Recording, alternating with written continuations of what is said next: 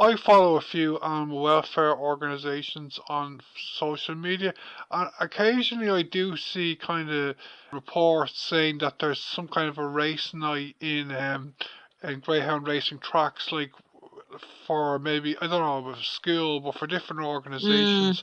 Like, so mm, that does happen occasionally, mm. doesn't it?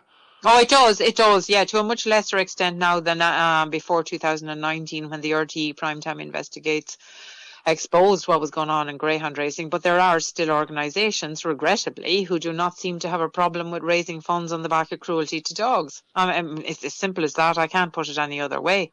Um, and we would appeal, and we have ongoing campaigns where we are appealing to organisations to, there must be a million other ways to raise funds, that are needed.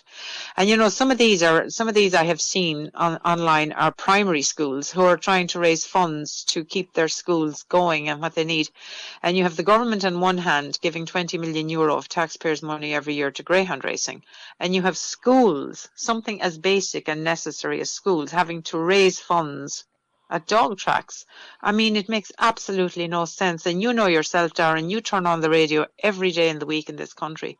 You hear people on there who are being directly impacted by underfunded public services.